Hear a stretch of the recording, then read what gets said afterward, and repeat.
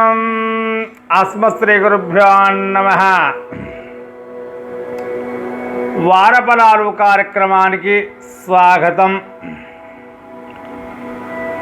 2/8/2026 నుండి 8/8/2026 శనివారం వరకు మీనరాశి వారి యొక్క గ్రహచార గోచార ఫలితాలు.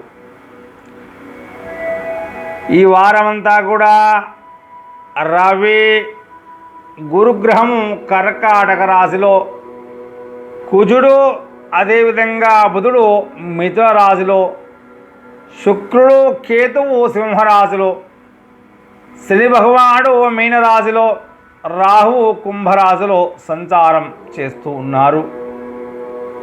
ఈ గ్రహస్థితి మీనరాశి వారికి ఉద్యోగ, వ్యాపార, విద్య, కుటుంబ విషయాల్లో అనుకూలమైన ఫలితాలను అందించగలదు.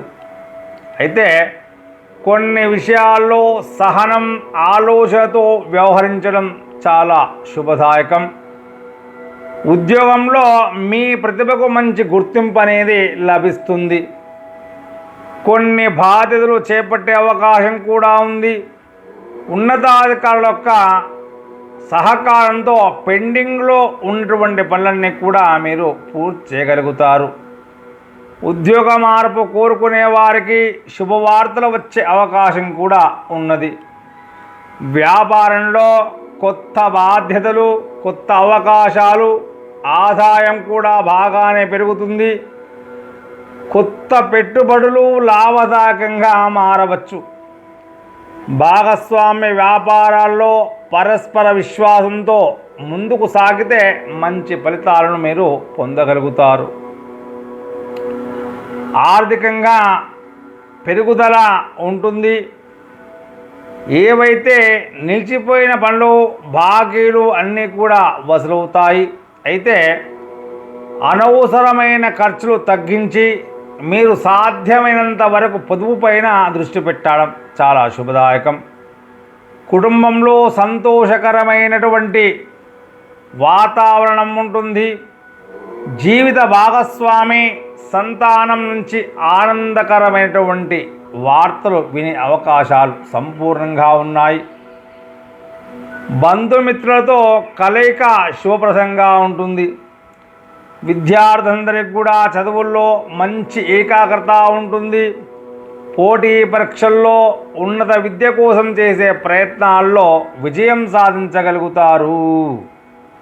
ఇక మీనరాశి వారికి ఆరోగ్యం అంతా కూడా సాధారణంగా బాగానే ఉంటుంది. అయితే కాళ్ళ నొప్పులు, అలసట, నిద్రలేమి వంటి సమస్యలు వచ్చే అవకాశం ఉంటుంది. కాబట్టి ఇవన్నీ కూడా రాకుండా జాగ్రత్తగా ఉండడం మంచిది. తగినంత విశ్రాంతిని తీసుకోవాలి. ధ్యానము, యోగా చేయడం చాలా శుభదాయకం. మీకు మీనరాశి వారందరికీ కూడా శుభవారాలు గురువారము, సోమవారం, శనివారం. శుభ సంఖ్యలు 3, 7, 9. శుభ రంగులు పసుపు, తెలుపు, లేత నీలము ఇవన్నీ కూడా శుభరంగులు. ఆహారం, పరిహారం గురువారం రోజున చక్కగా దత్తాత్రేయ స్వామి, అదేవిధంగా దక్షిణామూర్తిని ఆరాధించండి.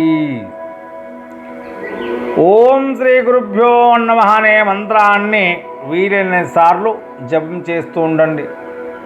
చక్కగా మీకు దగ్గరలో ఉన్న శివాలయంలో పంచామృతాలతో అభిషేకం చేయండి. విష్ణు సహస్రనామ పారాయణం కూడా చేయడం శుభప్రదం. పసుపు వస్త్రాలు, శనగలు లేదా పచ్చటి అరటిపండ్లు దానంగా చేయడం వల్ల గురుగ్రహం యొక్క సంపూర్ణమైన అనుగ్రహాన్ని మీరు పొందగలుగుతారు. ఈ వారమంతా కూడా మీనరాశి వారికి శ్రమకు తగిన ఫలితం లభిస్తుంది. ఆధ్యాత్మిక చింతన పెరుగుతుంది. ఉద్యోగ, వ్యాపారం, కుటుంబం, ఆర్థిక విషయాల్లో ఓర్పుతో ఆలోచించి నిర్ణయాలు తీసుకుంటే మంచి పురోగతి కనిపిస్తుంది. శుభమస్తు. శ్రీ మహావిష్ణువు పరమేశ్వరుని యొక్క అనుగ్రహం మీకు ఎల్లవేళ ఉండుగాక. హర హర మహాదేవ శంభూ.